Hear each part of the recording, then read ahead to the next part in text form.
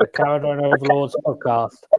I'm Lee, the Arcanaut Admiral, and joining me today we have our resident Lord Magnate, Alexander Cron. Hey, glad to be back. Glad to have you back. Also joining us today is our resident half-guard berserker, Hayden. G'day. How's it going? Yeah, good, thank you. How are you? Yeah, I'm good. Okay, so today we're going to talk about getting started with Kharadon Overlords. Woohoo! Been a few new people coming recently. Yeah. Probably thanks to certain events up in Canada.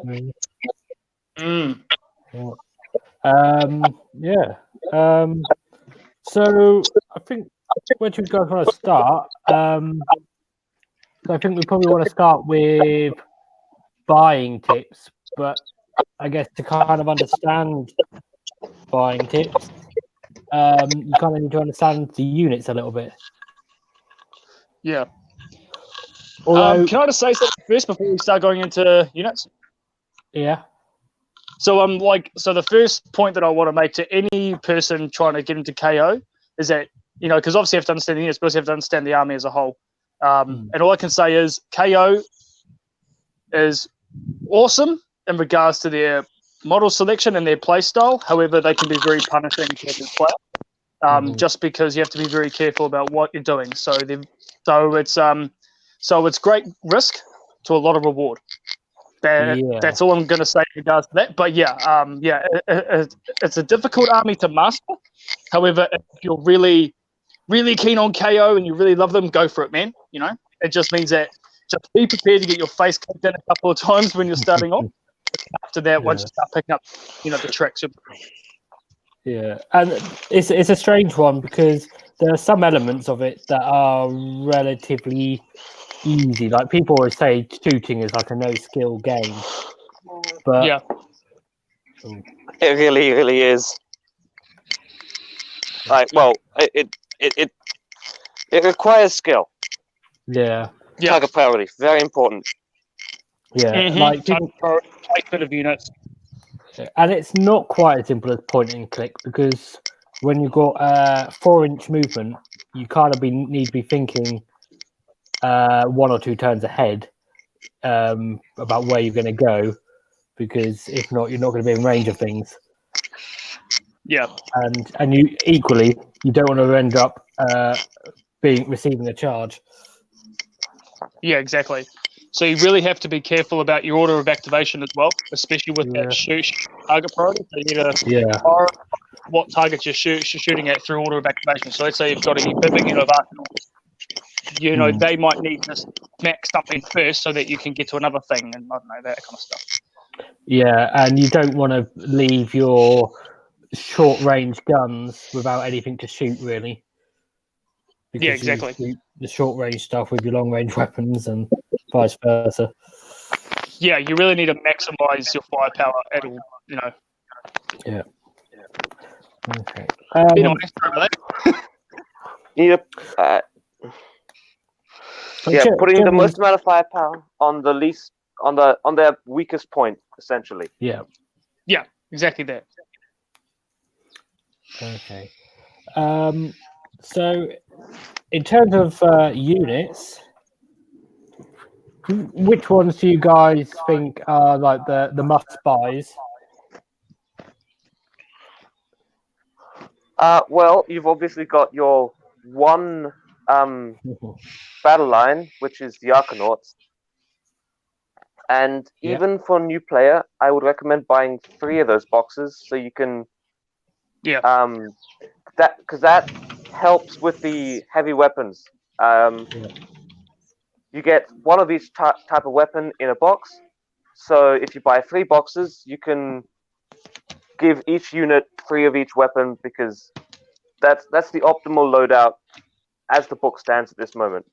Yeah, I know people have been saying that's going to change, and it might definitely with the current trends in rules updates, but at the moment, that's the best way to do it.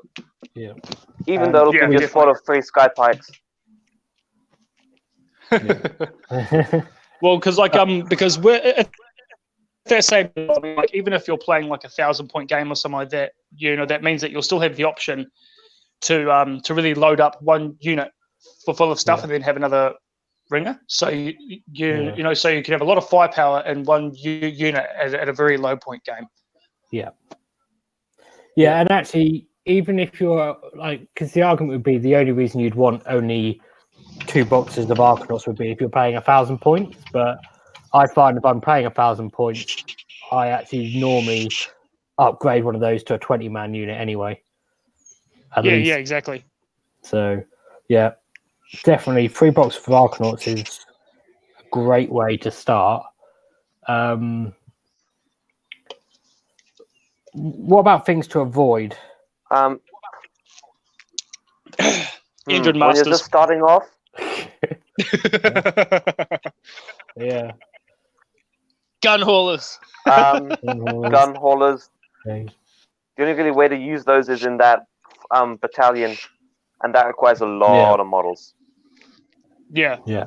I think that because obviously we are talking about it in a competitive sense, which is where KO are going to perform anyway.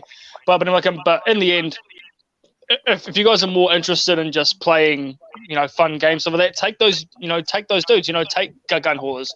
You might not win a lot, but at least they're going to look cool in the game. But competitively, Okay. I guess if you start out at 1,000 points, you might not need a chemist. At 1,000 points, I'm pretty sure that a chemist is going to, as the book stands now, a chemist is going to be a must-take for any point level, I would say. Yeah. At least 1 or 2. I've always had a chemist in my 1,000 point list, but maybe if you played Monar, you might not need one. Yeah, true, actually. We're getting lots of echoes. I don't know why that is. Probably because of me. Have you got headphones in, Hayden? Yes, they are. It's just I'm outside having a vape at the moment. I've got headphones in. Oh, hang on. What? Which is a new thing for me. But yay. Is it? It's normally if someone doesn't have headphones, we get echoes, but if we're all wearing headphones... It's possibly just the internet, mate. Yeah, possibly. The strange ether void that is the internet. Okay, well, moving on from technical difficulties. So, Endrin Masters and Gun Haulers were saying if you want to have a strong performing army that you want to avoid, I would add possibly Admirals and Navigators. Yeah, fair. Well, I don't know. Navigators, maybe. Admirals, definitely not. Yeah. The Admiral's only real use at the moment is for battle shock. Yeah. But even then, I don't really see any other use for him. Navigator can be useful for his unbind, which is cool. Especially if you pair that with Barak Nar, where you can get multiple unbinds and stuff like that. And also the movement buff is really good as well. But apart from that, debuff. just for his points. Yes, sorry, correction, yeah. And he's a nice, tough little cheap HQ. Good at low points. Yeah. But from a starting point, I wouldn't recommend those as go out and buy that hero as your first hero. Yeah. They're not so bad as in if you got them that you're never going to use them, but a chemist is probably what you want as your first hero. Yeah. But the problem with the things that we've been saying, not to get the Gun Hauler and the Endrin Master, both of those can be found in the Start Collecting box. Yeah. That was exactly the my worst next Start Collecting box thing ever. So good tip for the people starting to collect Kharadron Overlords. Don't get the start collecting box. I mean, the thing with the start collecting box is it is good value for money. If you want Skyriggers and Thunderers, then you kind of might as well get it because then you get a load of other stuff free. Yeah, and I mean, like, it could possibly, and this is obviously wish listing here, but it could be a sign for things to come with the new book. Yeah. Although it is like 2 years old now, that start collecting box. So. Oh yeah, true. Never mind then. Disregard. But that was it. Well, that's what started off all the Thunderers and Gun Haulers battle line rumors. Yeah. Yes. Which are Thunder is definitely, Gun Haulers not. Yeah.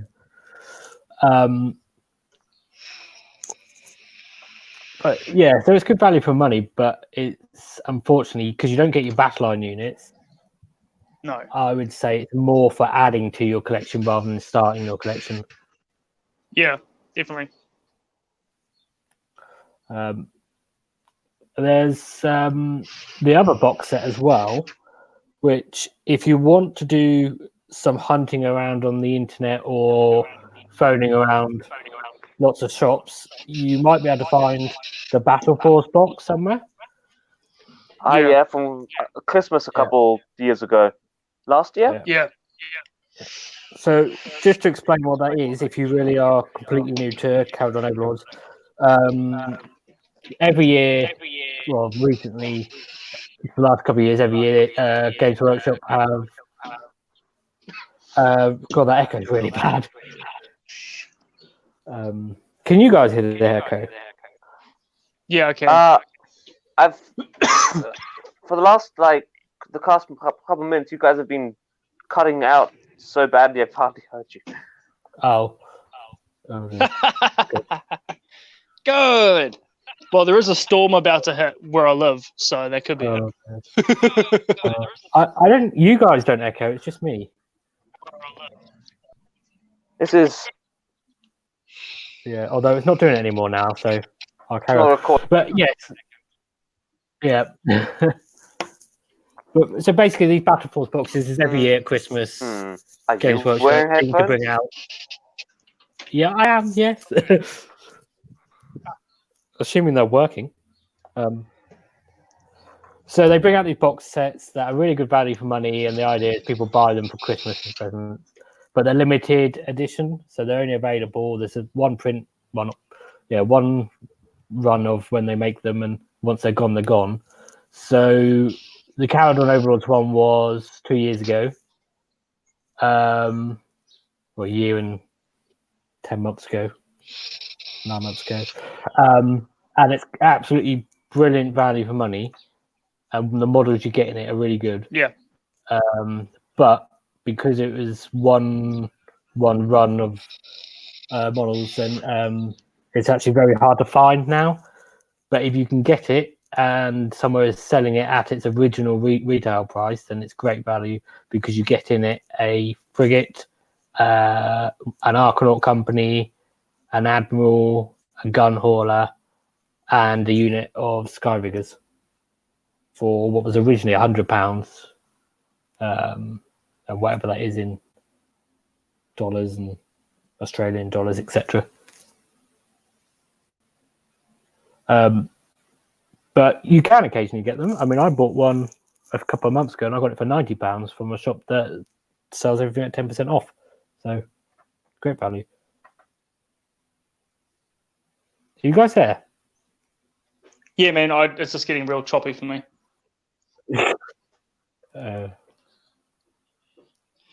Murphy's Law. Anything that can go wrong will go wrong. Yeah. That's all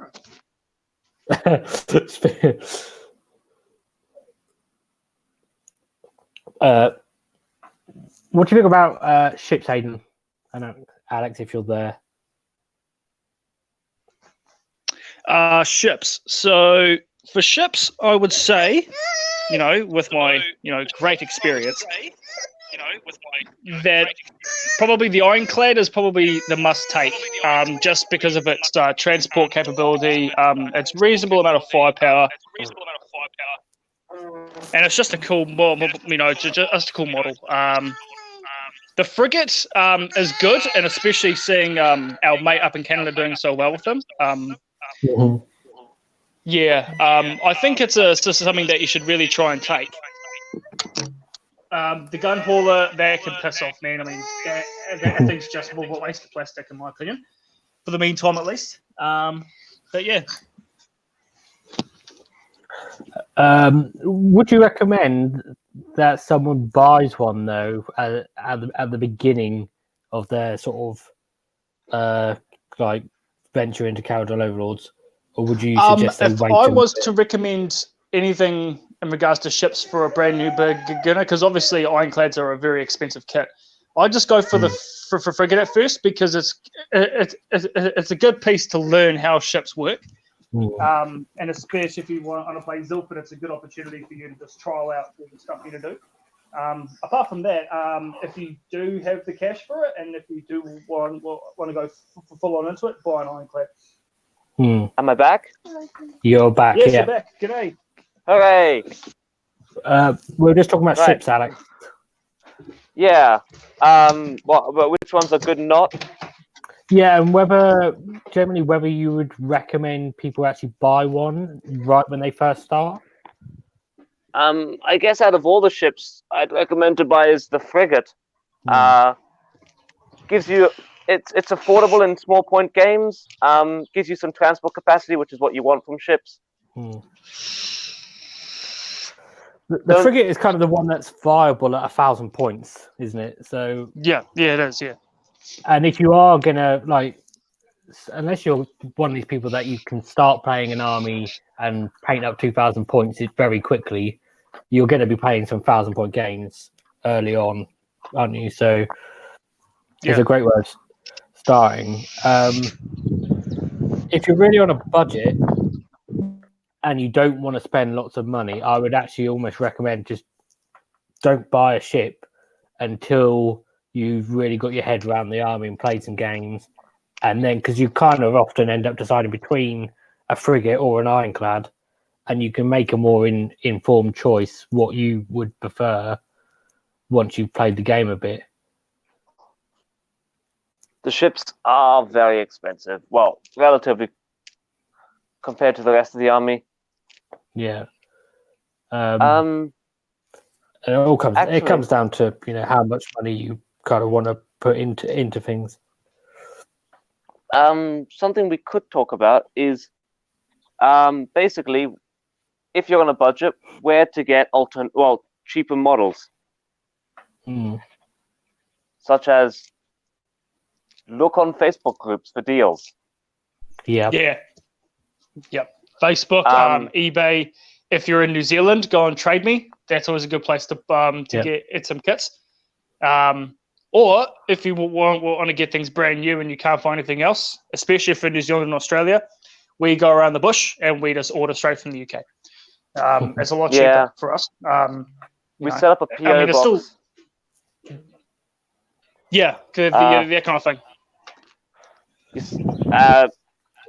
Let's you pay UK prices, which are so much nicer than local ones. Yeah, and if you're in the UK or the States, then there's normally a lot of people selling old armies around, especially on Facebook groups. Is it? Yeah. Do you find that there's lots of people selling old armies in Australia and New Zealand, or? Yeah, man, heaps. There'll be something up every month for pretty much any army on Facebook. Yeah. I mean, I actually got my first models off of Facebook. Yeah. Although you still have to be careful on places like that, because things aren't always. Oh, now I'm hearing the echo. Things aren't always as they are advertised, essentially. So my first army that I got, my first Kharadron Overlords, there was a advert, and in it was said, some heads missing. There's a full army of Kharadron Overlords, about a 2,000 points worth, for great value, with some heads missing. So when I eventually got the army, turns out some heads missing is everyone but Brock Lungson's head missing. Which is ironic. That's probably one of the most valuable heads. Yeah. So like 50 or so heads gone.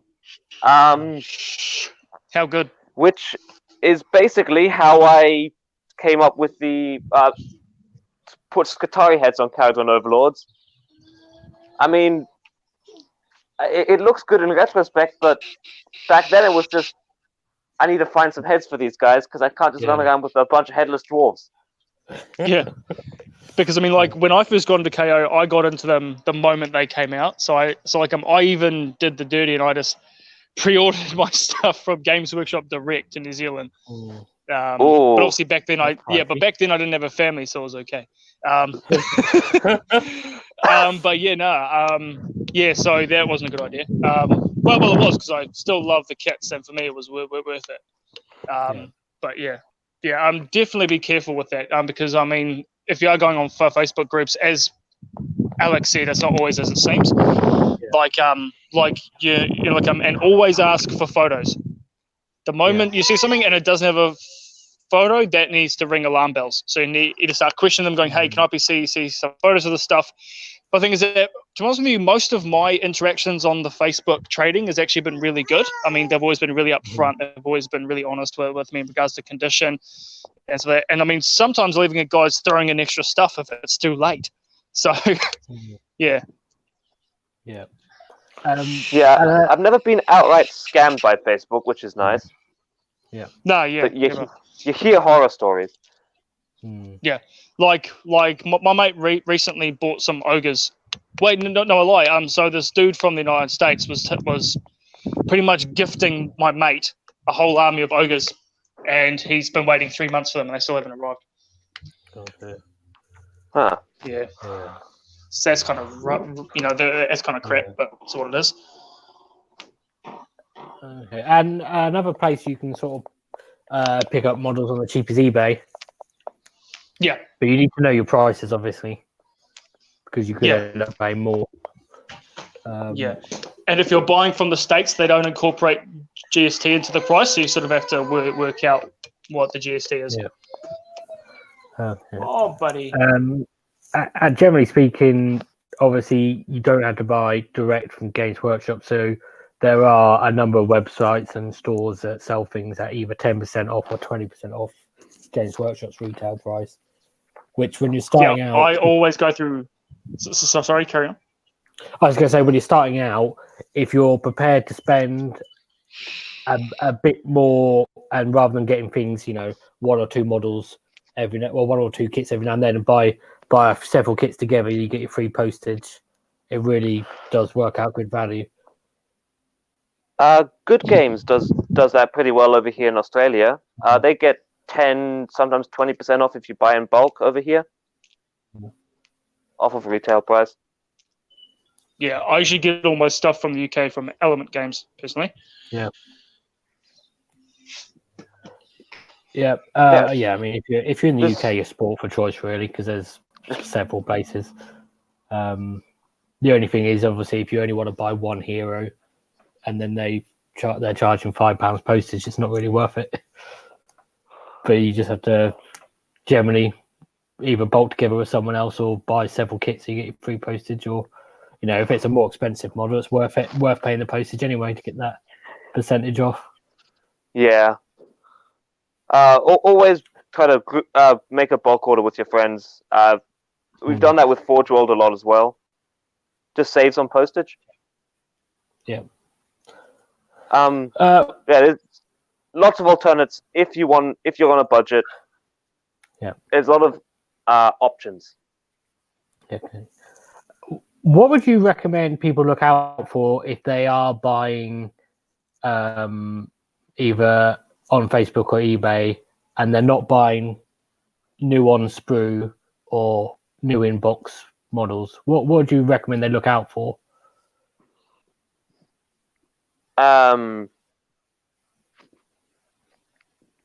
Well, you definitely want to look other than at pictures. heads. You don't want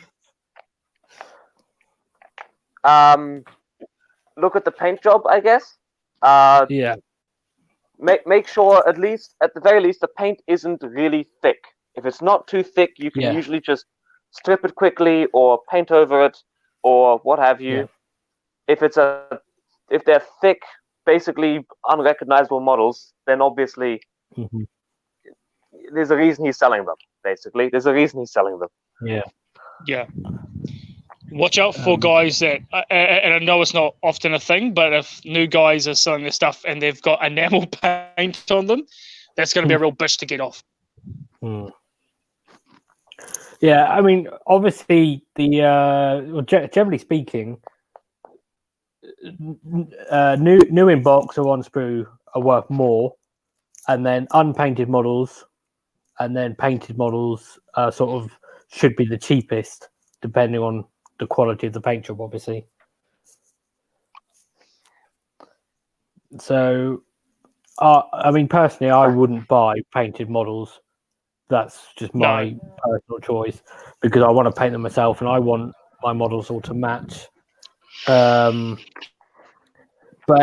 if you're completely new to the army and you haven't bought anything yet, then getting someone's old army, if you like their paint job, that can be a great it can really sort of give you a quick sort of speed jump into playing with them, really, because you can go straight into playing with painted models. And if you like the paint job, then you can just you can paint any other models you buy to match. Yeah.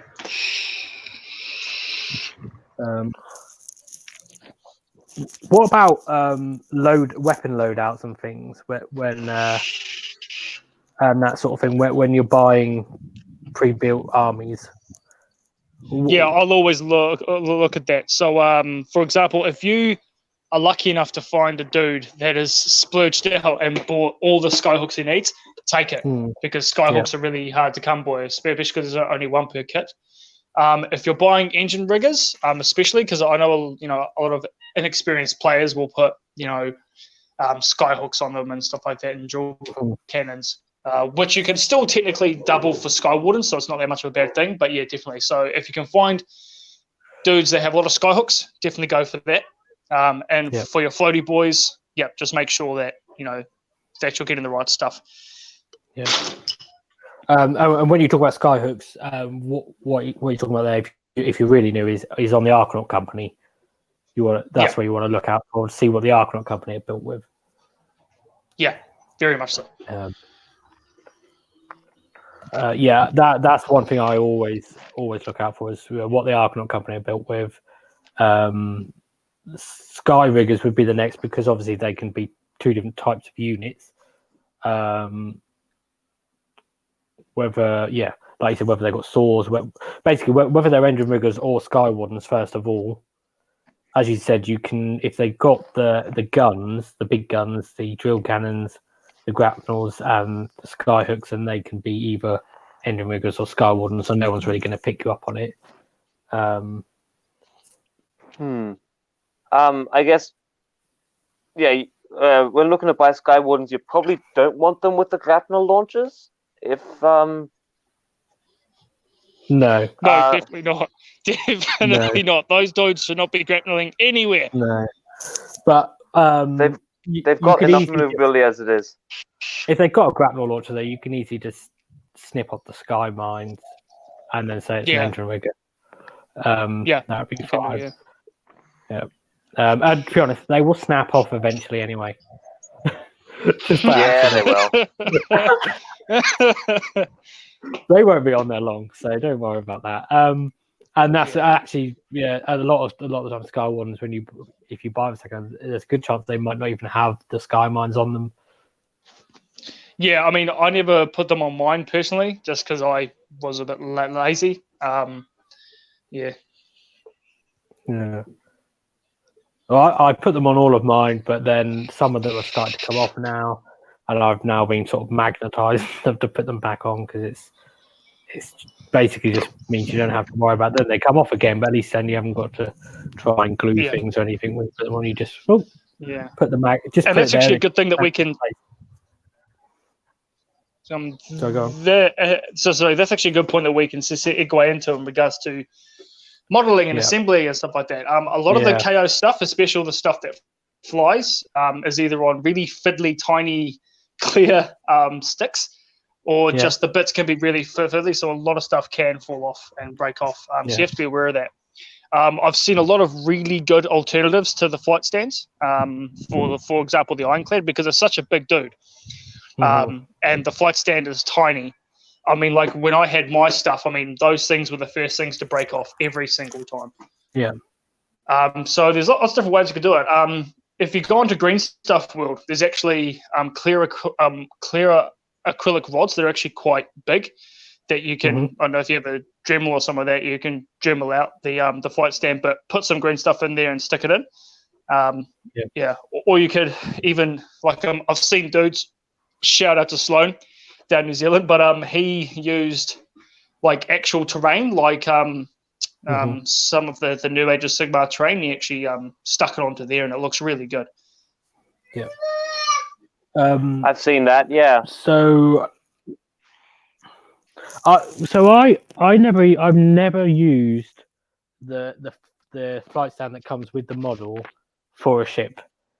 So because I just saw the horror stories about it. Is it actually as bad as people make out, or is it just kind of like it snaps off and then you glue it back on and it's fine again? I'd say not. Yeah, it's as bad as it sounds. Once it snaps off, it doesn't glue back on. No, not normally. You need to extensively pin it. Yeah. It snaps just below the socket. Oh, so the actual stand itself snaps, not the glue join. Where it's glued to the model. It's always the stand itself, which is weaker than the glue join, apparently. And then it's never going to have the strength to hold the ship up after it does that without lots of pinning. So my ironclad has 2 pins in it. One in the stand and one attaching the ironclad to the base. Yeah. Okay. So frigates are go on. somewhat frigates kind of work. So I've put a pin at the top of that stand that just kind of slots into a little hole in the frigates in the actual model itself, and they've held up pretty well without breaking a million times. Yeah. So their weight distribution is okay. It's just the ironclad is really top and forward heavy. And very forward heavy. Yeah, it really leans forwards. The weight distribution on the frigate seems to be fairly balanced. What I did for mine was I used clear acrylic rods, and I literally just drilled out the space on the ship where they go, so they could go further in. And I have it, so I built up the base, so the acrylic rod goes into the base, so it has like a nice large area that it goes into, so that's secure, and then it goes into the ship further than it would normally go. But neither of those points are glued. It's all based on just friction. It just holds in place. So when I transport my ship, I take it off the flight stand, and I don't even have the flight stand stuck into the base or into the ship for transport, and that seems to hold quite well. I've seen other people have used brass rods. It's the same thing, really. Yeah, but much sturdier than the little plastic ones. Yeah. The interesting thing is with the acrylic rods is you do tend to get a bit of wobble. Now, people look at that and I see their face sort of worry, but it doesn't worry me because I figure whenever it's wobbling, all the force is going into movement as opposed to snapping, because things snap when they're brittle as opposed to when there's flex. Yeah. They got to be flexible. Yeah. Um, Just a quick shout out to our child in the chat for just saying hello to everyone. So, hi, Hey. thanks for watching. Hey, buddy. hope the technical difficulties aren't too bad. yeah. I thought the echo seemed to have stopped now, so Yeah. I think we're good.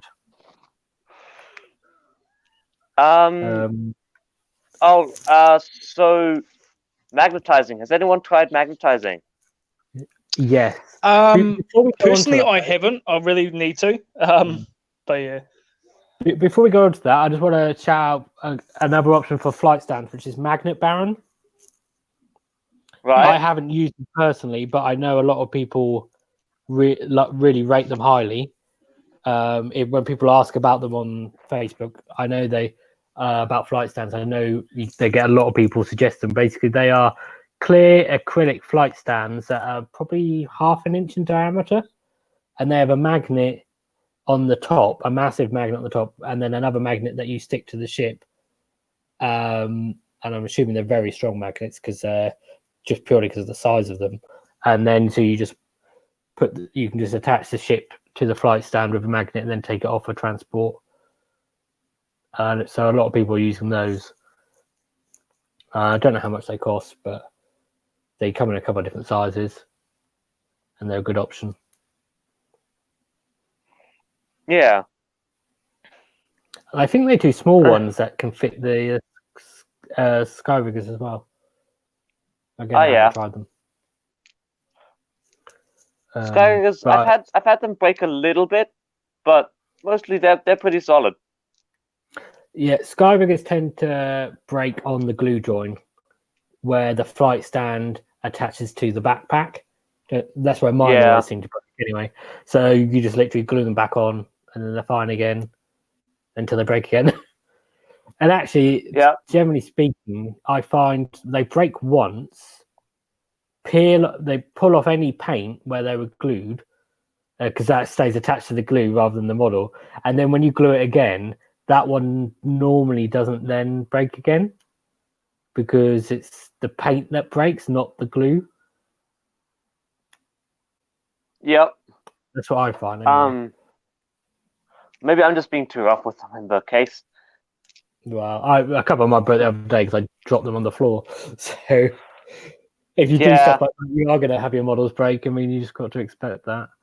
Be careful with your models. The airships don't actually fly. Have tried. Very disappointed. Yeah. As badly as you might want to throw them across the room when they fail a charge or their amazing 4-up, amazing 4-up to hits. Yeah. Or when the ironclad sky mine it goes off on a 2+, you take D6 mortal wounds. 1. Yeah, it doesn't go off. Oh, it doesn't go Great. off. It goes, you roll a 1. Great, perfect. Okay. With the ships, if you were buying a ship on Facebook and you saw it was on the flight stand that come in the kit already, would you still buy it? Yes, I would. I just have to do some jimmying to prop it up a bit. Yeah. Yeah, just I put pins in it. Yeah. I mean, it always comes down to the price as well, because if they're selling it for the same price you can buy a new one, you wouldn't buy it anyway, would you? So, no. Just build your own. Yeah. So, the only other thing we haven't talked about in terms of buying was Thunderers. Yeah. I mean, I still think you want to look for rifles with Thunderers. Yeah. That you don't really need any of the special weapons. They kind of they give you less shots. Chemists can't buff them. Always go for rifles, in my opinion. Yeah. I think there's potential with the special weapons, but only in big units. And really, it's going to be a very niche army list it works in. So you really probably do want to look out for Thunderers that have all rifles if you're going to buy them. Yeah. They're not. They might. look a little boring, but it's for the best. Yeah. Yeah, and the only other thing regarding buying that I would look out for is whether people have the spare parts from when they built them, and whether they're selling those as well, because there's normally quite a lot. Always ask if they have a bits box that you can get some extra bit. You can get the bits out of. Yeah. Because I think a lot of people won't even mention that when they list it, but I bet if you asked, they'd say they have got them and they throw them in for the same price. Usually, yeah. And that could be really handy going down the line if you want to build other units and stuff with certain loadouts. Yeah, down the track. Yeah. Okay. So moving on to building, just generally building tips. We talked about the flight stands a little bit, and then Hayden started to ask about magnetizing. Have you tried it at all? Personally, no. Although I know with the smaller magnets, a lot of people magnetize the Sky Wardens mostly and the airships. The Sky Wardens and Endriggers to give you different loadouts of the main big gun to a Skyhook, a drill gun, or a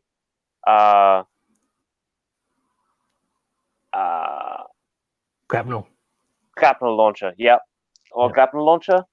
And the ships is usually used to get the ironclad from a volley cannon to a sky cannon. Yeah. Yeah, so with mine, I've magnetized my frigate and my ironclad on the cannon. That's the only place. So I just magnetize all the different cannon options on those. That's really quite simple to do. Although, because it was the first time I tried magnetizing things, if you've not done it before, it's not as easy as it sounds. I would recommend, if you are going to do it, to either buy a small hobby drill or Dremel or something, so you can recess your magnets properly.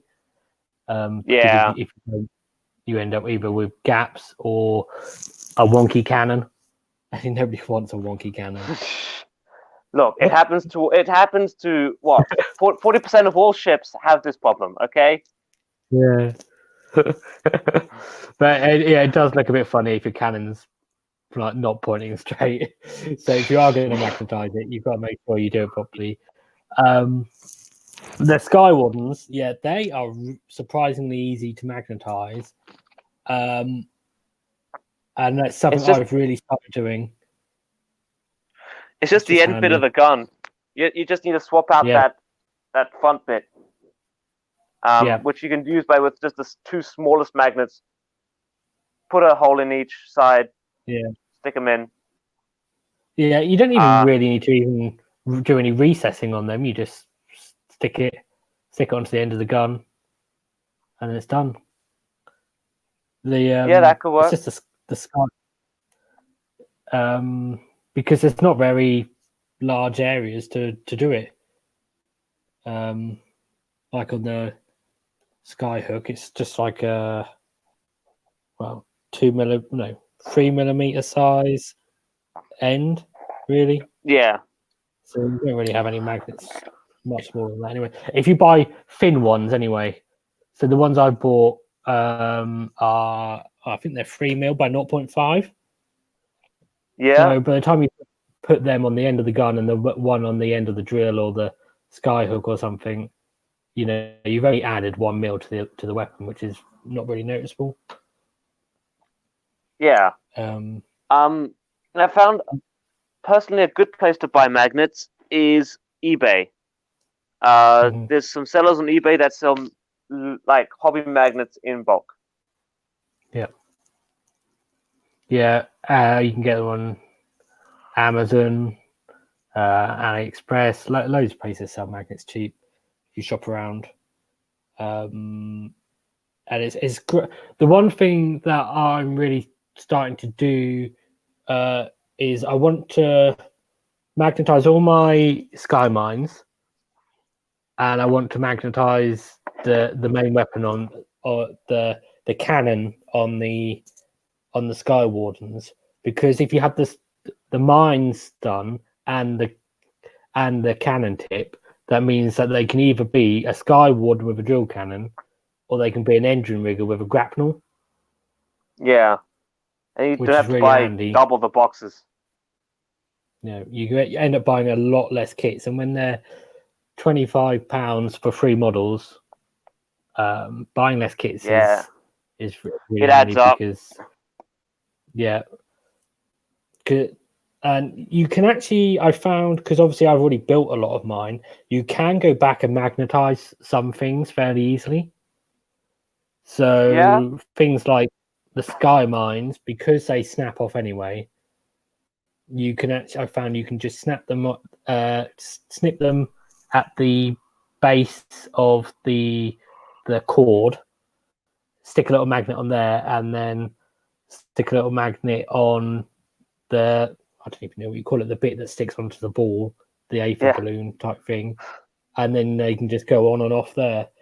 And the drill cannon, if you have got a model built with a drill cannon or a skyhook, not so much a skyhook, but with a drill cannon, you can actually just snap it off. You can. It comes off pretty cleanly. Yeah, it comes off cleanly where it's glued. I'm not taking any responsibility if you do it and it doesn't happen, though. But you can't really do it if it's already built with a grapnel, because it glues in 2 places. So it goes to the tip, and then because you have the cord and then the spool, the spool glues underneath, and that's a real sort of cup and ball sort of join there. There'll be a lot of glue that won't snap off there. Not easily. Yeah. So it's worth doing it early on. Have either of you guys tried magnetizing like Arcanauts or Sky Wardens more at the shoulder level, where you magnetize the whole arm? No, never done that. Although I can see the point in it. If you don't want to have heavy weapons, you just want to go for combat. Yeah. I've seen some people have done it. I think personally, I wouldn't bother. I don't think it's worth the effort. I don't think at the moment there's really any reason why you'd want to run Sky Wardens with all Sky Pikes and pistols.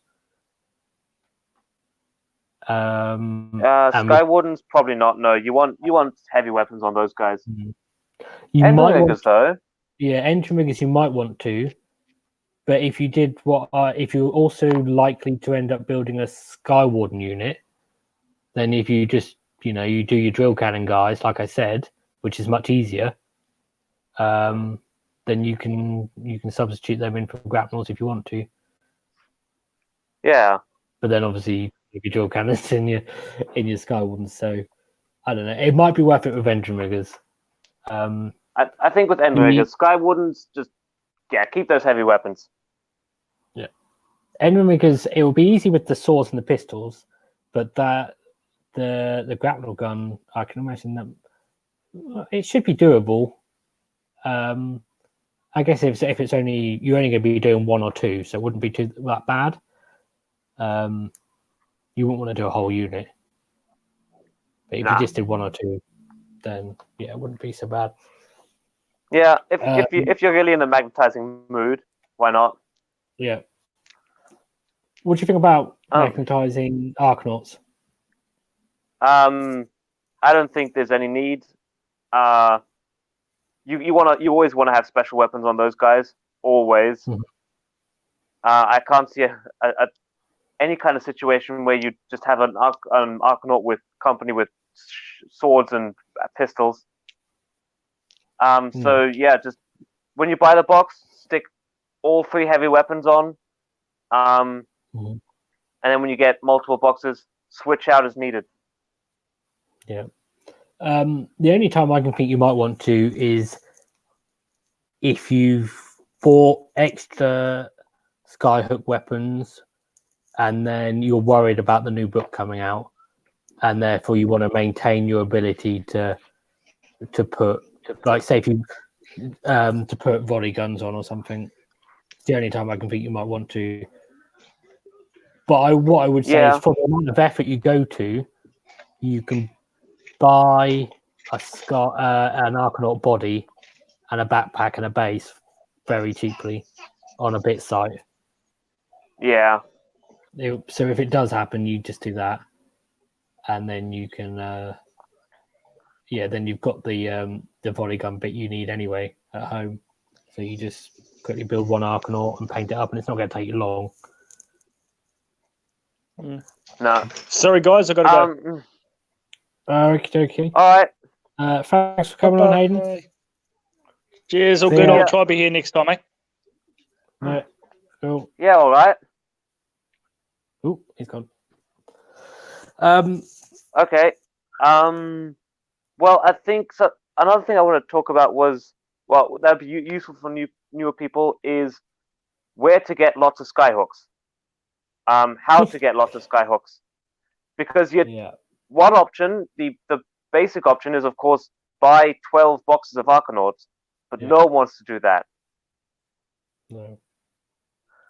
Yeah. Well, I did do a whole show on it, so they could just go watch that if they want. Although the video quality is terrible, but there's some. There's some. But if you've got, basically the options I sort of showed were using the Skyrigger skyhook. Yeah, that's a nice easy one. I talked about using Iron Drake guns with a skypipe. Iron Drake harpoon guns. I think I showed a one-handed one I did where I used the captain's pistol, the one that has 3 barrels, and then I put the Drake gun barrel onto that to make it longer, and then your skypipe tip. Most of mine really revolve around either using Drake guns or the Skyrigger gun. Have you got any other ones? You could take a skypike and stick the tip of that into a Thunderer's rifle. If you have any of those spare, that'll make one. I think I did mention that, but I haven't actually tried it. But yeah, that would definitely work. If you're into Necromunda and you've got some of those spare models, House Orlok actually has a harpoon gun. Yeah. So you only get one per box. So I don't know if you want to use that on your actual House Orlok, but if you're not, might as well. Yeah. They are, generally speaking, like anything where you can get some sort of gun that will fit, and then you can put a skypipe tip on it. Really, I have seen people put skypipe tips on volley guns, and personally, I'm not so keen on that because it looks like a volley gun with a skypipe tip on it. Basically, it looks like a Gatling. It looks like a Gatling gun because it has the multiple barrels. I guess you could maybe green stuff in the barrel so it's like a smooth, big, round barrel. You could. I'd go with. There's a lot of other options. Yeah. I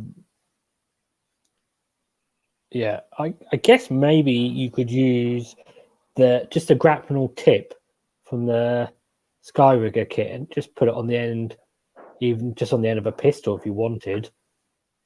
I think you'd probably get away with it with most people. It's a very big. There's things. There's a big size difference between those two. Yeah. You kind of want something that looks like a two-handed weapon, don't you? Yeah. It's supposed to be big, like they're mini cannons, essentially. Yeah. That's what I get from the damage profile, anyway. With a harpoon on the end. Yeah. One thing I would generally advise is if you don't go. I did one with a one-handed weapon, and when it comes to playing with the model, it's really awkward because it then sticks out quite far away from the base. So then when you're trying to pile in models and stuff, or you've got several of them next to each other, it just gets in the way. Oh yeah, it'll hang over the base horribly. Yeah. So try and avoid anything that hangs over the base. Or if you are going to do something like a one-handed option, maybe have them pointing it up in the air or down towards the floor or something, so it hangs over the base less. Yeah.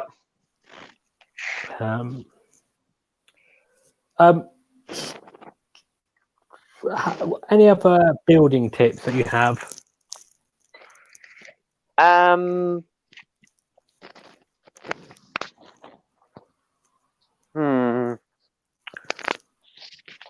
I think with ships is the best fit if you're building sub-assemblies. Yes, sub-assemblies.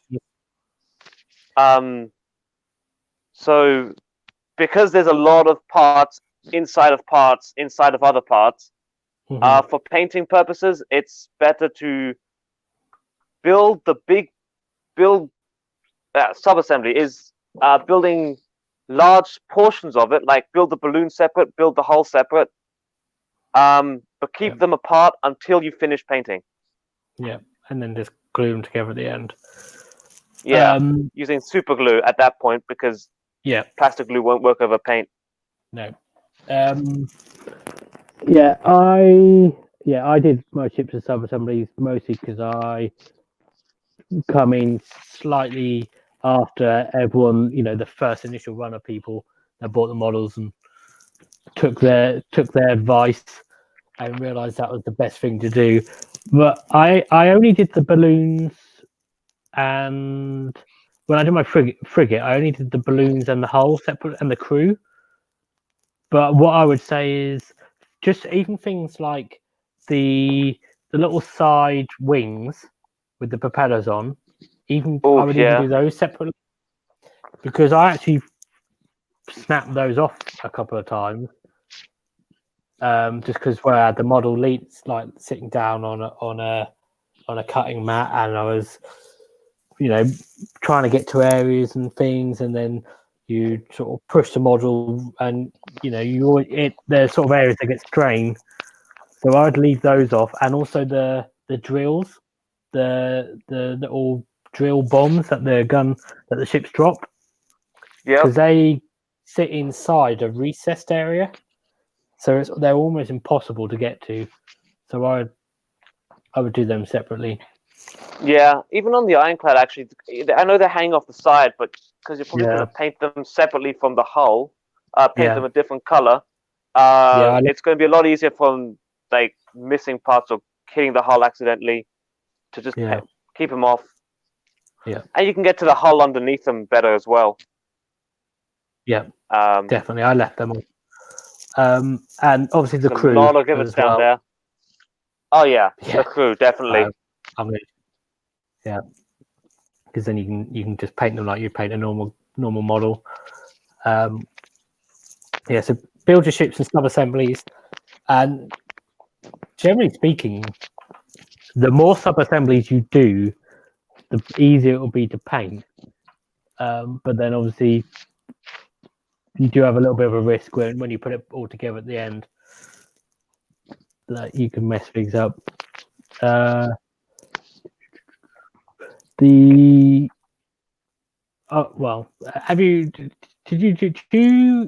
you do sub-assemblies on your sky riggers at all? A little bit, yeah. So I don't glue the balloon on their back, basically. So I can get into the backpack and all the the glowy stuff and the little gold highlights down there. Yeah. That's the one that's suggested in the battle dome, isn't it? Pretty much, yeah. I haven't actually done that on any of mine. What I always do with Skyrigs is I never glue them to the flight stand until I painted them. because you never. can't get in between the legs and stuff, and the flight stand gets in the way, and you don't want it to. If you get paint on that flight stand, then that's that ruined. Yeah. Anyway, Then you're painting it black. yeah. No, I never glue them on until never on the flight stand until One they're thing I painted. Yeah. If you want to use them in game before they're painted, I just stick them on with blue tack, basically. Yeah. And actually, and also if you have a model that snaps off in transit and you get to a game and you're like, oh no, what am I going to do? Just use some blue tack, and that will quickly attach a Skyrigger back to its stand. You Works for Skyriggers. Yeah, if you Not kind for of wedge. ships. No, not for ships. No, definitely not for ships. You just use the base for the ship. Yeah.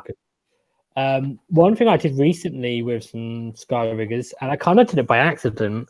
I don't know how I managed to do it. I was in a rush trying to get just 3 extra models painted for a tournament. I left the rudders off. All right. And I started painting. I was like, hang on, I haven't got the rudders on. Well, how the hell have I missed that?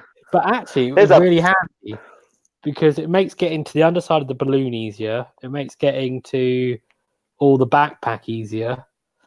And then the bits where it glues in is such a large area. It's so easy to hide where you like to just glue it in without accidentally. Like you can actually just use plastic glue because you can just not paint those areas. Yeah, okay. Because if you use super glue, one thing to know about super glue is when you glue it, when the glue dries, it expands. So if you have something like that's more like a socket with a bit that goes in it, it will sort of push it out a bit. I mean, on those, it wouldn't be noticeable anyway if you use super glue because it wouldn't push it out much. Not really, but yeah. That was really handy. Also, if you're super gluing after painting, it does tend to destroy the paint. Be very careful where that super glue goes. Yeah. Only put it where it absolutely needs to be. And don't think, oh, it will dry clear. No, it's like it kind of goes frosty as well, doesn't it? So it can, yeah. Especially if it touches water. So if glue touches water, it does all kinds of weird stuff. Well, yeah, because it actually makes it dry really quickly as well, or set really quickly if it touches water. Because it was originally designed for military purposes, for like sealing up wounds in the rain and stuff. So it was just like put water on it and then it will.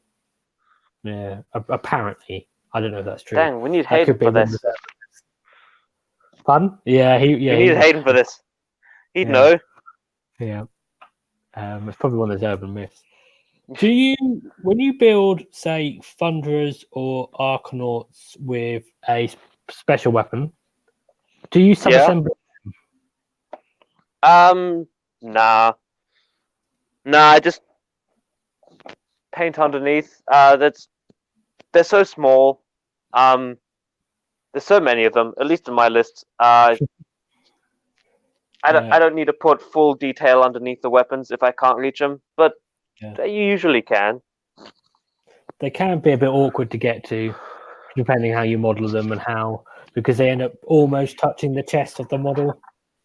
It's one of those things where it's going to come down to personal preference, whether on how good you want the paint job to be compared to how much time you want to spend on it, and whether you want to then risk gluing things afterwards and stuff. Because there's normally 3 places you have to glue when you put those on, because you have to glue the 2 shoulders, and then there's also normally a bit where one arm attaches to the gun. Yeah. And so you don't really want to end up gap filling at the end if you don't get those glued exactly perfectly right. No, so it's better just use the plastic glue to begin with. Yeah. I just glue them all. And it's a bit fiddly, but you get it done. Like you say, it's not somewhere you normally see. No, I mean, I run hordes, so there's 60 of these things on the table. Yeah. No one's going to spend the time looking at every single one, like upside down, inside out, to notice the small bits. Yeah. And with your foot troops, do you paint them on the base, or do you leave them off the base, like on a paint pot or something, and then glue them to the base once they're painted? I paint them on the base because I use the GW texture paints, at least for the KO. Yeah. So it works well together with that. They don't really get into the way of the basing. But if you're doing something special like cork bases, you probably want to do it separately. Because I know there's a system with cork bases, I think. A little bit. I mean, depending what you're doing. You normally want to end up doing some dry brushing and stuff, and then if you've got boots in the way, that's not always that easy. I generally find with my Arcanauts, I just paint them on the base, and then I put sand on bits of cork and stuff before I paint them, and it's fine. It's the only time it's a problem is getting in between the legs. Yeah. And it's the time again with like painting the model, it can be a bit awkward because you're getting in between the legs and stuff. So you can't always get the right angle with your brush, depending where you place them on the base. And then when it comes to painting the actual base itself, it's not always easy to get in the right places. It does have a little bit of effect where you glue them on the base.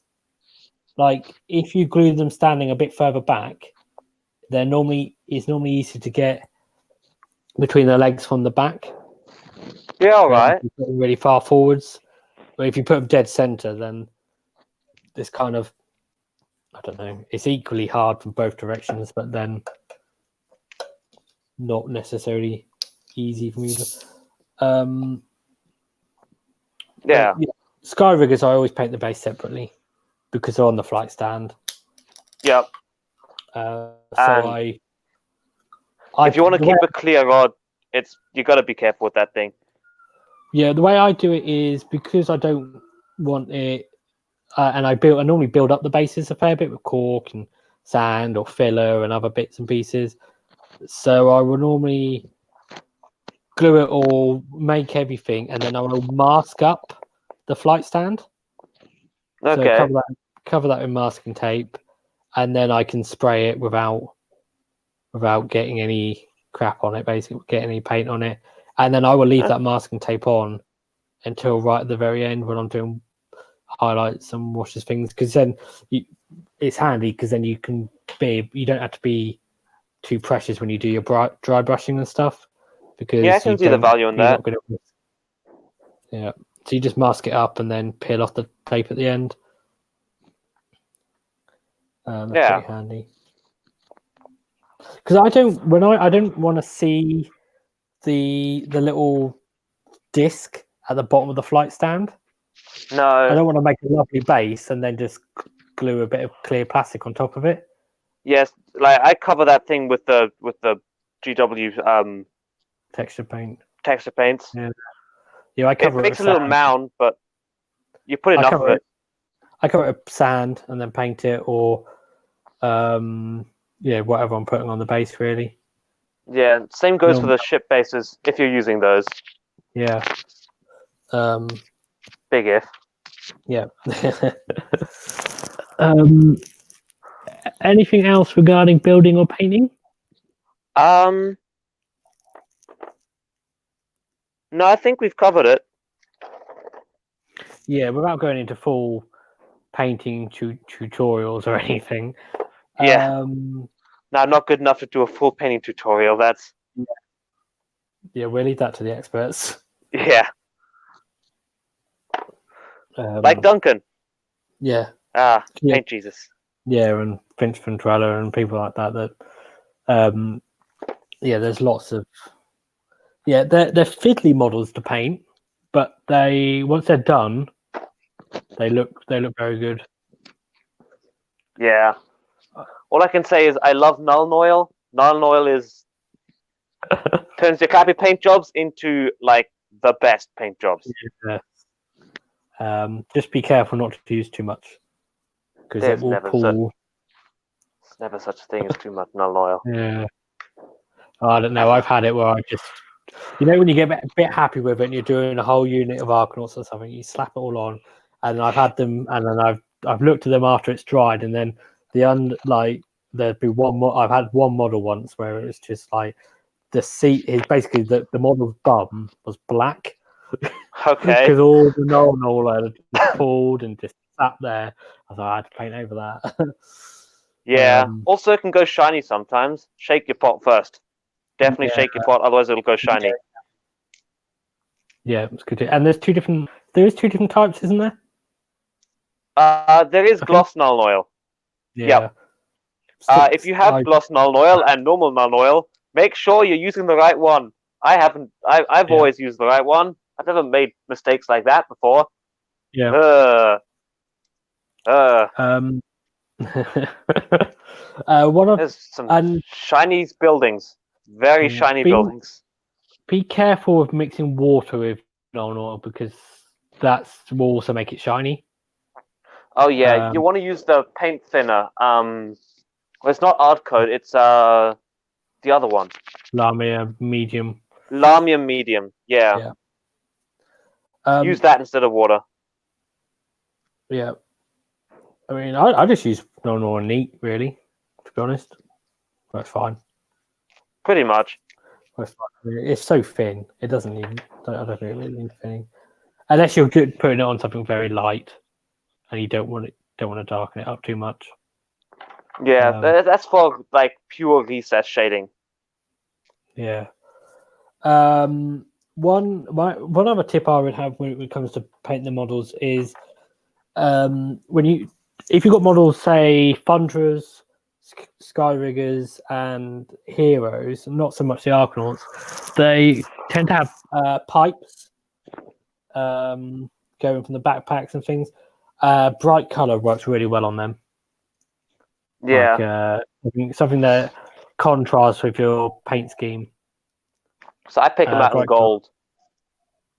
The pipes? Yes.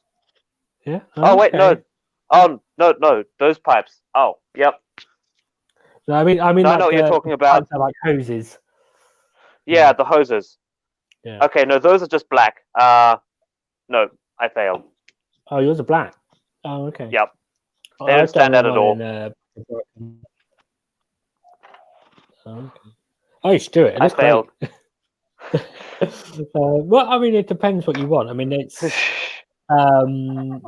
like this. We're getting more into the realms of opinion.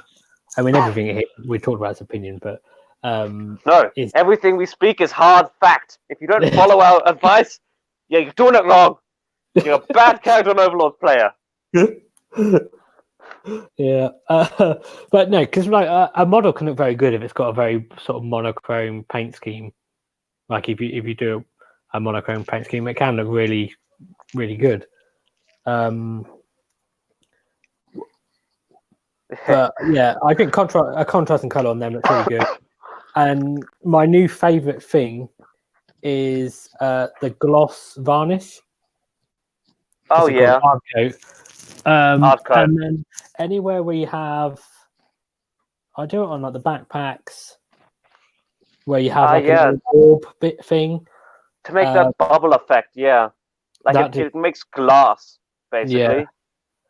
And I paint like you can only do so much with like a color and highlighting it and stuff, and that last little touch of some hard coat on there gives it. Yeah, it just it has a massive impact, and you're doing such a small amount on the model.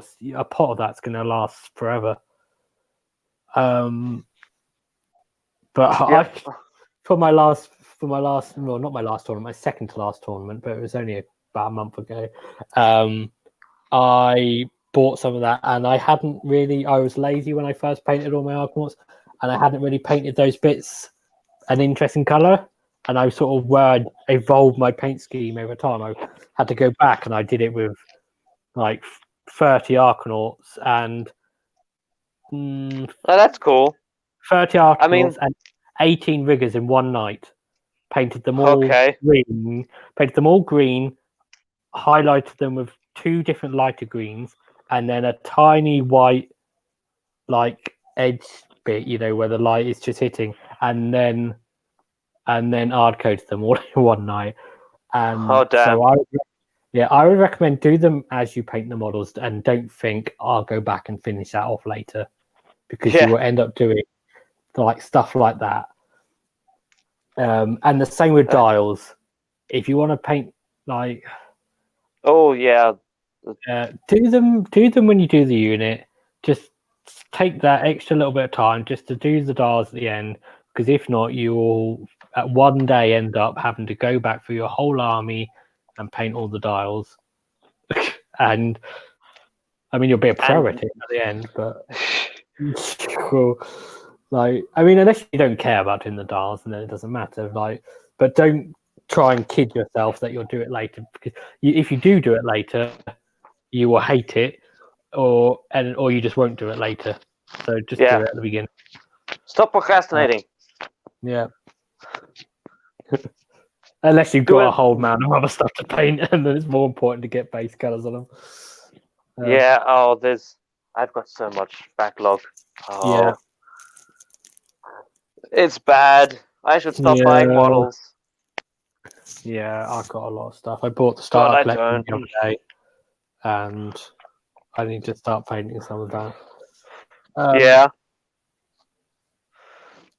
But any other tips you have for building and painting? No, I think we're good. We're good. Oh yeah. So we kind of covered buying, building, painting. I'm just trying to think if there's anything we haven't mentioned. Converting. Yeah, we did a little bit of converting. I guess there are some other conversion options. If you want to, I don't know, say if you want to make extra chemists because you don't want them all to be the same. Say if you, say if you buy the Start Collecting and you don't want an Endrin Master, you could probably convert that into a chemist. You could. I've never seen anyone do that yet, though. I think I have. Either that or it was a different year or something. Generally speaking, if you want to make your own chemist, the fumigator you get in the Thunderers can be a good weapon to use. Like if you want to make a I've just realised the best thing that we should recommend everyone to do, and that's buy Thunderix Profiteers. Yeah, for alternate model sculpts, basically. Well, just if you're going to buy a chemist, don't buy a chemist, buy Thunderix Profiteers. Because you get, like, the chemist has gone up in price now. At least in the UK it has. So for the same amount of money, you get a chemist and 4 other models. Oh, yeah, sure, then why not? Yeah, so why would you not? Like, yeah. And then you get an extra 2 Archports, and you get a good starting point into a new game if you're interested in that one. Yeah, and you get a Thunderer. And that's the other thing, is if you buy those, then that does give you some more options because you've got an extra Thunderer. If you do want to maybe build a unit of Thunderers, we didn't mention Fumigators, but that is one of the things that sometimes people do mix into Thunderers, is a Fumigator or 2. Just because it makes what the Fumigator does is enemy models within 3 inches. Is it 3 inches? Yeah, 3 inches. Yeah, 3 inches. Basically, have a -1 to attack in the combat phase, so it makes them a little bit more survivable. But if you're not sure about whether you want to use Fumigator or not, and you're building 10 Thunderers, well, if you buy Thunderous Profiteers, you've got an extra Thunderer, you'll have 11 Thunderers.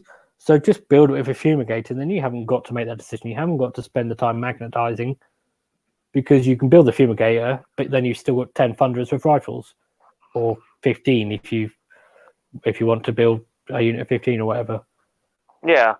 And the same with Arcanauts. If you want to convert up an extra Skyhook, then, well, if you bought Thunderous Profiteers, you're not losing out on that Arcanaut with a volley gun, because you get one in Thunderous Profiteers, so you end up with, instead of 30 Arcanauts, you've got 32.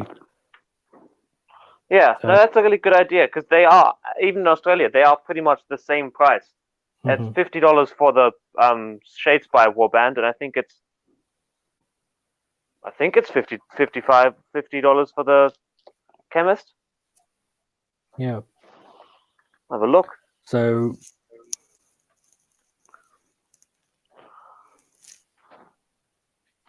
but yeah. Oh, and that reminds me as well. Just you mentioned the prices. If you're buying new models, rather than say on Facebook or something, if you shop around the Start Collecting box and Heroes and things, because they've had a recent price increase, some stores will be holding stock that they bought from Games Workshop before the price increase. And so I found that there are places holding the original price. So and with those places also doing discounts as well, often doing 10% or 20% off. They're 10% or 20% off the original price rather than the new price. Yeah, which is very that's a good Shop find around. if you can get them. Yeah, definitely. So in Australia the Chemist is 40 and the Shadespire Warband is 50. Yeah. Okay. So 40 that's still probably worth it. I mean, I don't know how much 10. I mean, that's it sounds like a lot, but then $10. I don't know what you get for $10 over there. 2 burgers. 2 burgers for $10. Okay, that's not bad. Yeah. Burgers are cheap.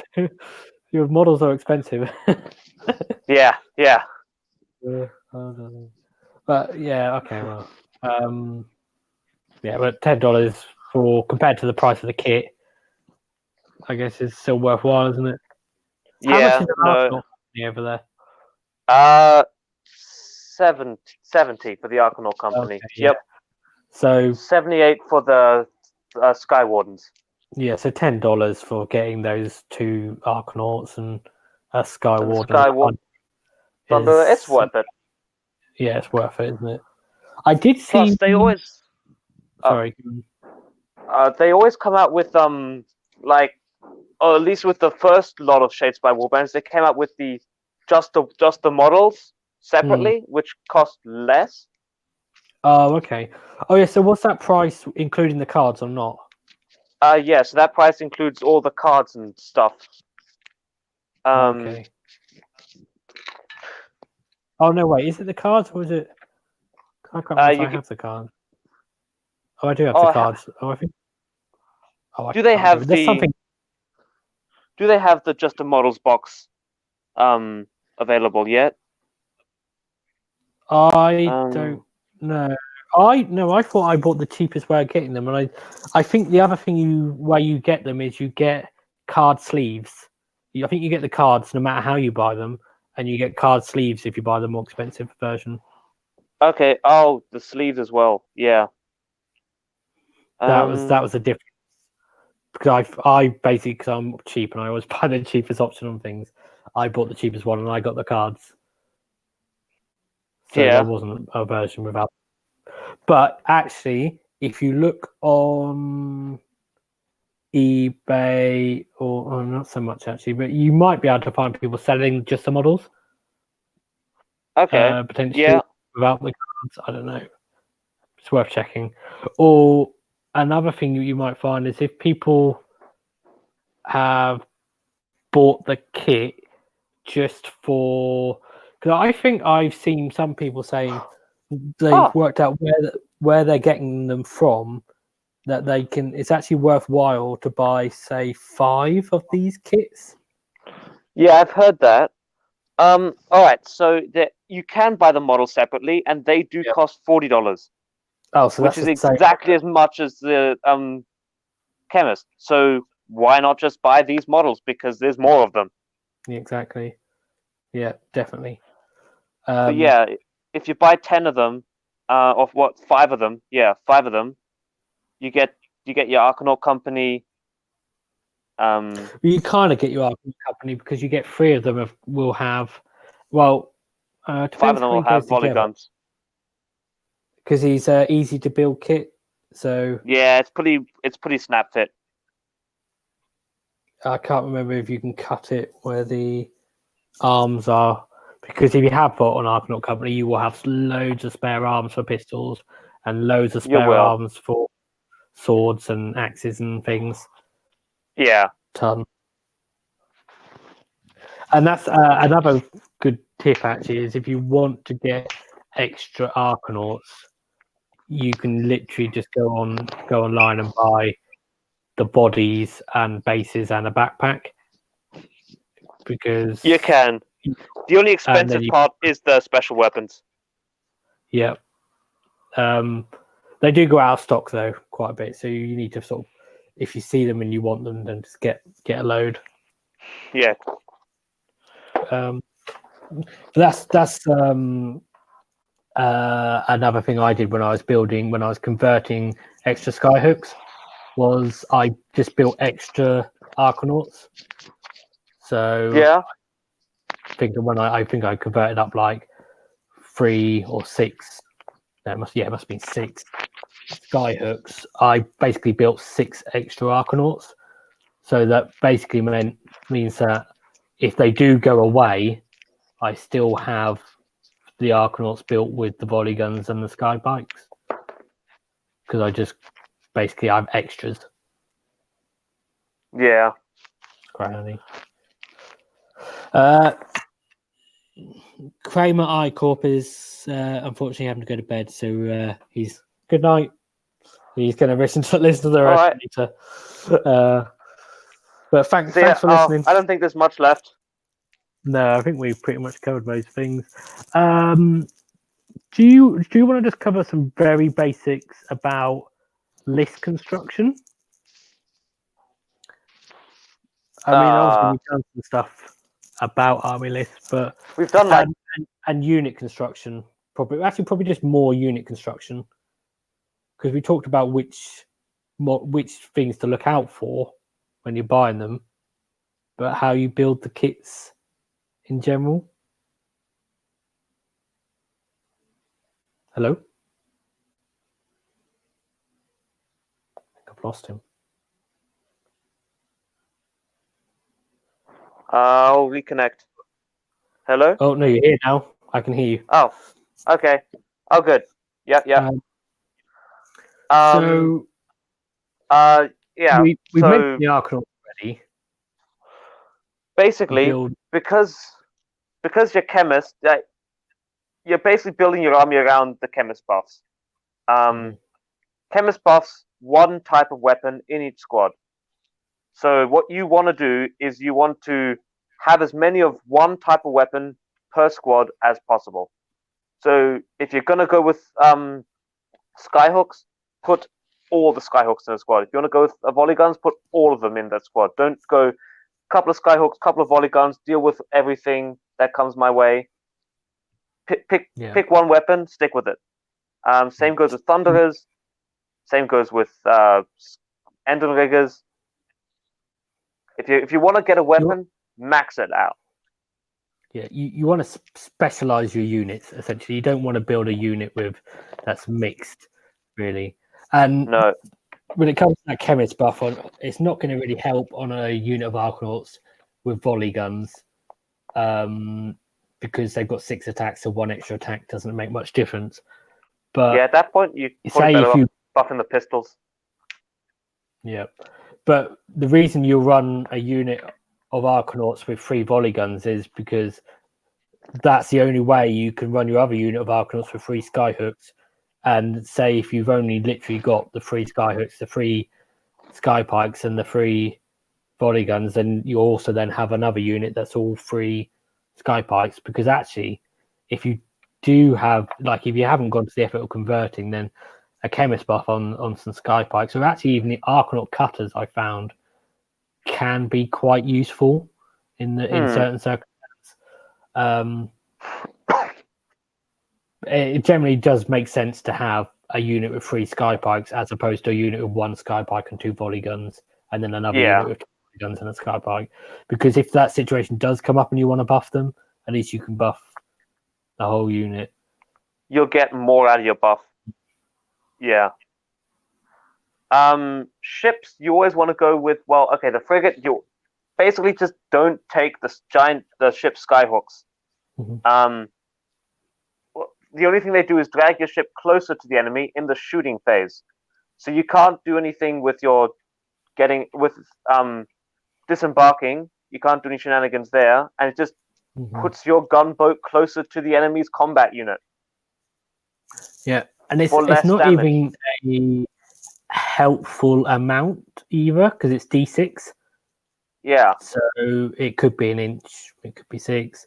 I think the only time it might be useful if you want to get that ship onto an objective, but then it's only 1 model, and it's probably not going to help. Yeah, so just stay away. Use the cannon. On the Ironclad, use the volley gun. Yeah. At least I'd go with the volley gun because it's more consistent damage. Yeah. Gun hauler, probably. Oh, there's. Okay, drill cannon and cannon. There's a maybe like the cannon is D6 damage. The drill cannon is D3 damage, but the drill cannon is Ren 3, and that's pretty much the only time you're ever going to get Ren 3 in this army, or most armies really. Yeah, and on the subject of drill cannons, whenever you see them on a war scroll, ignore what it says and go and look in the app. Oh, because they've been FAQ. And we haven't mentioned the battle tome yet.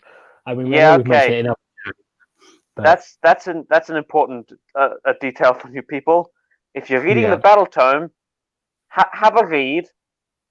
Don't get excited. Just read the basic stats, and then read your FAQ. Honestly, just read the FAQ first, then read the battle tome. Save yourself the disappointment. If you find a cool combo in the battle tome, it's probably been FAQ'd. Yeah, and the weird thing is, there's some. I was checking the FAQs the other day to double check something, and I suddenly noticed something. I thought, oh, I forgot that was FAQ'd because there's just so much that's been FAQ'd, and some of them barely even make any significant change. Some of them are just for clarification. Some of them have big consequences. I can't even remember what thing it was, but it was something. The thing is you kind of remember them after a while anyway, or basically how they work. If you play the army for a while, they kind of the FAQ and the book kind of become one big document, and you just kind of remember the whole thing. But starting off, it can be confusing. You may accidentally cheat, but that's okay. First couple of games, if you're not getting your rule, like, because you have to cross-reference like 3 different rule books, it's all right to get some rules wrong at the beginning. Yeah, when just learn from it, get better. Games and stuff with friends, it doesn't matter. Once you start, if you're going to go to tournaments, you really kind of need to know. And even if they're get it right. Small one-day tournaments, it's going to leave a bad feeling with people if they think, oh, I'm not sure about that, and then they check the FAQs themselves later that night or the next day, and they realise that you were playing it wrong. You don't want to be that guy. And even if it's by accident, you still don't want to do it. But generally speaking, there are some changes, not just with abilities, but just with stats, which is very rare that they change stats. But it's KO, so they've changed lots of things. So I think we're the only battle tome to get a full War Scroll redesign. Yeah. So if you have the battle tome or the War Scroll cards, just go and have a look through all the War Scrolls in the app, because the app is fully up to date and it's much easier than going through the FAQs. And just particularly look at things like drill cannons with their ranges and their damage profiles, and things like the chemist ability. I mean, are there any other stats that change other than drill cannons? The skyhooks, so not the light skyhooks, but the normal skyhooks on the Endrinriggers and Skywardens. Yeah. That was also damage 3. Was it? It's Okay. D3 now. Basically, same with the ships. Anywhere when you see damage 3, it's D3. Yeah. Anywhere. I don't think there is any. Any drill cannon, any skyhook, great skyhook. Yeah. It's all damage D3. But there was a range increase on. I can't remember if it's the drill cannon or the sky hook on the ships. One of them was 18 inches in the book, and I think there were some that were actually increased to 24. I can't remember. I mean, really, to be honest, the shooting on the ships doesn't make much difference anyway. Throughout the Thunderer War Scroll, because that's totally new. The whole Thunderer. Yeah. Particularly the range on the mortars and how many weapons you can take in a Thunderer's unit is the main thing. Although, new special rules for all the weapons. All the weapons have special rules. You kind of fire them in sequence. It's mortar, deck sweeper, cannon, and they'll give each other bonuses if they keep hitting and wounding. Yeah. So basically with the Thunderers, the way it used to work when they originally came out was you got 5 guys in a unit at least, and they're always multiples of 5. And when it first came out, you could have all of the guys in the unit could have the same special weapon. They could all have paper cannons, or they could all have mortars. Now they can only have one of each, except for the rifles. The rifles you can have as many as you want. Yep. On the subject of mortars, they are just terrible. Just ignore them. Never build a mortar. Don't even worry about the fact that they can potentially buff the deck sweeper, because they are so bad. It's just not worth it. Because I think hits on 4s. It's one shot. Hits on 4s. Wounds on 3s. Yeah. No neg, damage D3. It's never going to do anything. Yeah. And it's only 12-inch range, as opposed to the 36 that's in the original battle tome. Yeah, the mortar has a shorter range than the rifle. Explain that. Yeah, there is no explanation, is there?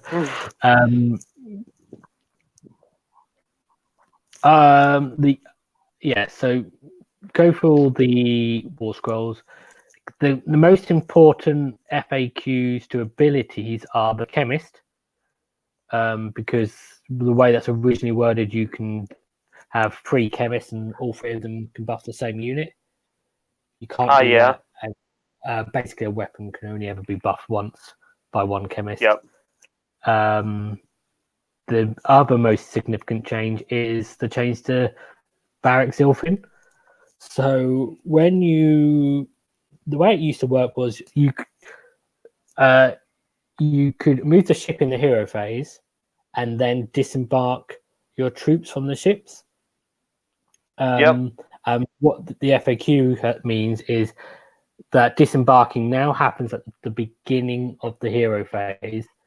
So because it happens at the beginning of the hero phase, you can't do anything else in the hero phase before your troops disembark, unless that also states that it happens at the beginning of the hero phase. So Yeah, that's very important because it used to be that you could move the ship, then disembark and stuff, and then all your stuff would be in range. Your riggers would have a nice, easy move and charge, and now you can't. Yep. Any other really significant FAQ? Oh, the loop. Barak Nah, yeah. So it specifically says, like, it's in the Tactica section of the Battle Tome of, hey, if you do this combo, which is take a loop and the Aethercite loop and Barak Nah, you can get 3 dispels on 3d6 for 1 turn. So basically, you can shut down a magic phase. And then they went ahead and said, nah, that just gives you, it'll give you 3 dispels in 1 turn with 2d6. Yeah. Yay. I think they're the most important. Oh, and grapnel hooks. Grapnel hooks been changed a bit. There's a bit of debate on those, on how they actually still work, because the way the grapnel hook works is at the end of the shooting phase, you roll a dice on a 4+, you can use the grapnel hook, and you target a terrain piece or a model with 10 or more wounds, and then you then move the unit directly towards that terrain piece. Now, the way it was originally worded in the Battle Tome was you didn't have to move directly. It was, well, you move towards the terrain piece, but it didn't say which part of the terrain piece. So you could say I'm targeting that part of the terrain piece if it was within 24 inches, and Slightly adjust your course. Yeah. Or you could say I'm targeting the back end of the terrain piece and then moving on to it. But you can't do that anymore. You move towards the closest part of the terrain piece from the model with the grapnel, and then move all your units directly towards that point. The other key thing they changed was they basically says now that you can't use this when you're within 3 inches of enemy models or pass within 3 inches of them. The important thing about that is it means you can't use it when you're in combat to retreat without retreating. And then there's also debate, because you used to be able to do that. You used to be within 3 inches and I'll target a terrain piece and move my riggers out of a bad combat situation. But you can't do that anymore. And the thing where there's some debate is whether you can fly over a screening unit. Essentially, the way it's written says you can't do it, but then the core rule says if you're a flying model, you treat that unit as if it doesn't exist. So can you go within 3 inches of something that doesn't exist? Is the debate. Yeah. It's badly written. It's discussions for later. If you play it as if you can't do it, you'll never get on the bad side of someone. And pretty much. Yeah. So I think one thing that I would like to talk about is that a lot of people seem to get confused about if they're new to the army is the way disembarking and embarking works. So and also the way grapnels work with sky riggers and how they disembark and embark, because I think people use some terms interchangeably and that creates some confusion, because they talk about sky riggers grappling onto ships, and then that gets a bit confused with the grapnel hooks. So okay. Well, basically you have to disembark at the very start of your hero phase. First thing you do in the hero phase is disembarking. However, because with Zilfin, the way the deep strike, the aspheric endurance work, that also happens at the start of the hero phase, so you can still come down and get out. But start of the hero phase, you get your models out anywhere within 3 inches. So all their bases must have a small part of their base within 3 inches of that ship, so you can actually kind of get out. It's within, a little not wholly further. within. Yeah. So you can get out a little bit further. Like you can get another inch or so with some of the bigger bases, like the Sky Wardens and the Thunderers. And and then after that they can move and act as normal, unless they came down with aethospheric endurance, in which case they can't move. Still charged though. Yes, and can still use grapnels. And then the difference, and basically the way it works is each ship has a capacity, and you can have as many models in the ship up to that capacity, and then beyond their capacity they have they can be overburdened by 5, and however many models you're overburdened by, you lose 1 inch of movement, which sounds bad, but it doesn't really make any difference because you lose 1 inch of movement based on how many models are in the ship when you move the ship. But because you disembark in the hero phase, which is before the movement phase, when you actually come to moving your ship, you probably won't have any models in it. So that doesn't make any difference. And Endrinriggers and Skywardens and Brocklungson don't count at all towards either of those 2 values. So you can have an infinite amount of balloons in like a frigate. It won't count as overburdened. It can move as normal, and then in your turn you can get out 100 Endrinriggers out of that boat if you really wanted to. Yeah. So because that is not linked in any way to grapnel launchers. It's a completely separate thing. It's just a thing on the Skyriggers War Scroll and on Brock Gronson's War Scroll that they just don't take up space in the ships. Yeah.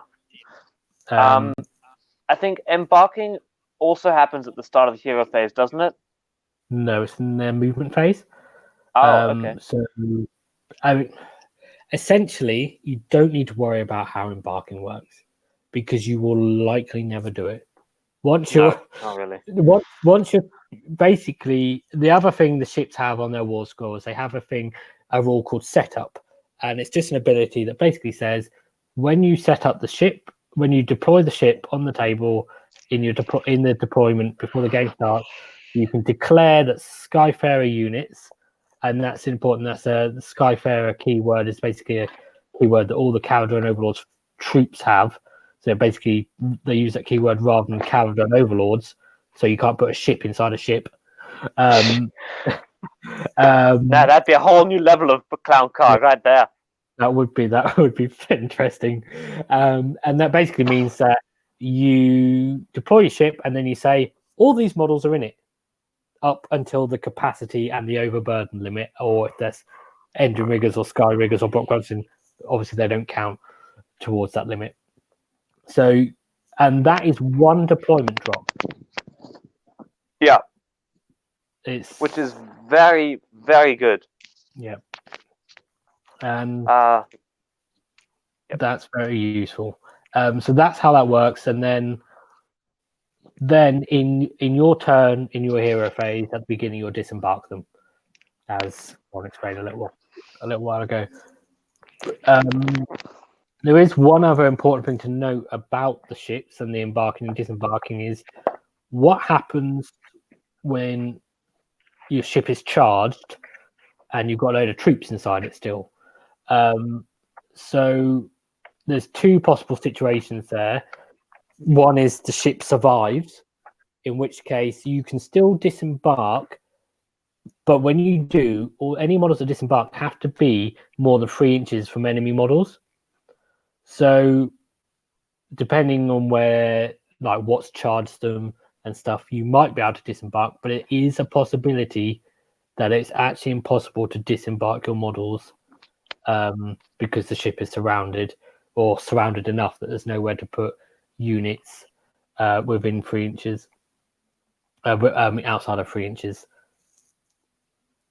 Yeah, which can lead to your entire unit dying. Yes. I would. I should have double checked this before, but I would say if you can't disembark a unit or all the models in the unit, then you can't disembark that unit full stop. If you've got a unit of 10 Arkanauts, you can just disembark the Skyhook Arkanauts. You just they either disembark or they don't. there's nothing to say that you can partially disembark a unit. You can't disembark Yep. half a unit and then say the other half's dead. No, I don't know. They either No. disembark or they stay embarked. And the other situation is the ship dies, which might sound really bad, but it's not as bad as you think. Because basically then, if the ship dies, you immediately try and disembark your models before. And the way you do this is you leave the model on the table, the ship, and then you try and work out whether you can disembark your models. Like if it's the ship's surrounded, you still can't. If the ship's not surrounded, say if it's been charged by a dragon that's killed it, and there's plenty of space around it, then you can start disembarking your models. But you need to roll a dice for every model that disembarks. And on a roll of 1, they die, which is 1 in 6. It's better than everything in the ship dying. Infinitely better, because they could have made it on a 4+ or something. So 1 out of 6 isn't too bad. And the important thing is you don't get to choose which models die. You roll per model, so you kind of need to declare when you're doing it what model you're rolling for. You can't just say I've got 30 models in the ship and roll 30 dice and then choose 30 Arkanauts to die. You need to say I'm rolling for my chemist now. Roll a dice. Yeah, and he will. If you roll that 1, that chemist doesn't just take a wound. He's just dead, gone forever, slain. Yeah. And say if you have got a unit of Arkanauts, you kind of need to roll for your captain and your guys with the special weapons separately, because you roll per model. You don't roll dice for the unit equal to the number of models in it. You roll per model, which means you could end up losing your skyhooks, unfortunately, or your or say like your engine rigger leader, which has an extra saw attack. Which is a shame. But really, if you get to that situation, you've probably done something wrong, and you need to learn from it and try not to let it happen again. Unfortunately, basically, don't get charged. Yes, unless the ship's empty, in which case send it forward and don't worry. Because try to get the ironclad charged by a flying unit. That's always fun. And the frigate.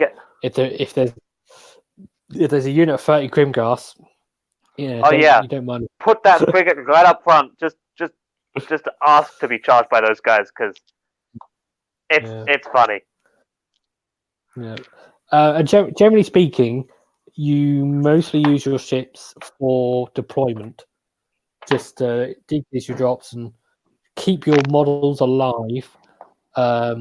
If you make your enemy go first, and then disembark them all, and then beyond that, they can pretty much end up as basically meat shields, iron shields or whatever they're made out of. That's not iron. I'm pretty sure they're made of aluminium with those armor saves.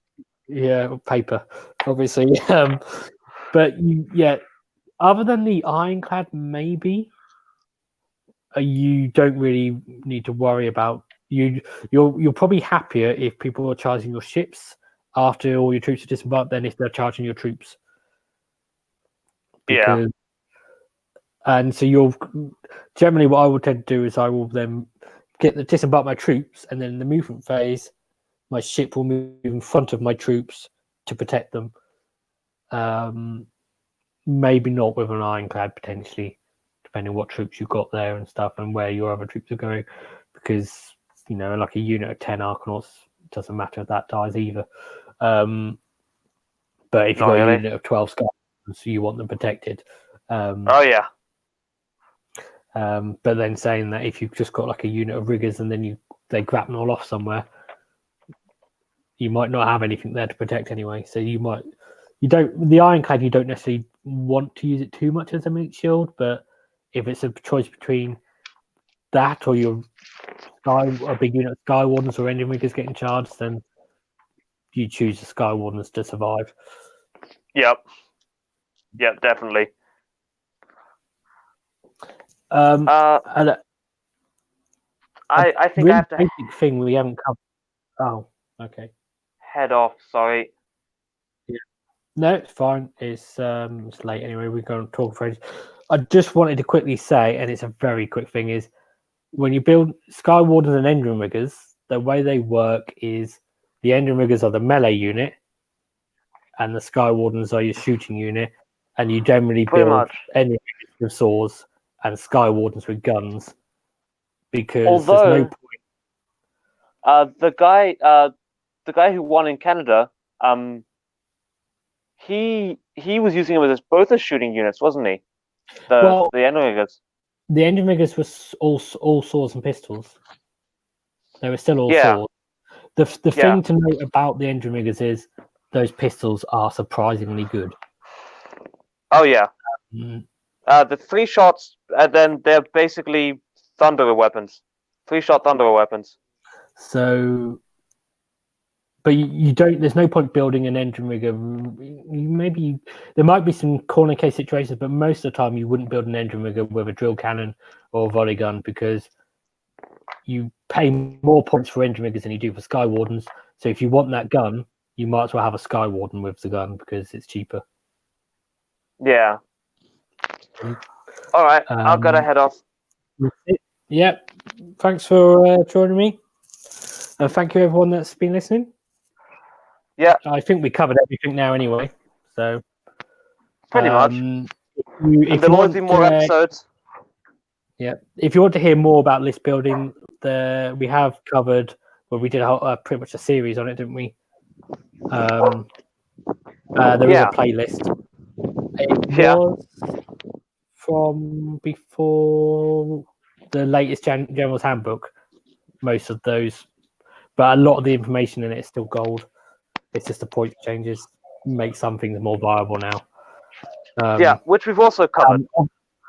Yes, in another story. And another place where you can get really good extra detail and stuff is the faction focus you did with Gary Percival and Ben Spinetti on AOS Coach. So if you're looking for more detail on list building stuff, go check out some of our other videos and AOS Coach because he's got a great video on that. But, it was fun. All right. And thanks for joining me, Alex. I shall see you soon. See you next time. Yeah.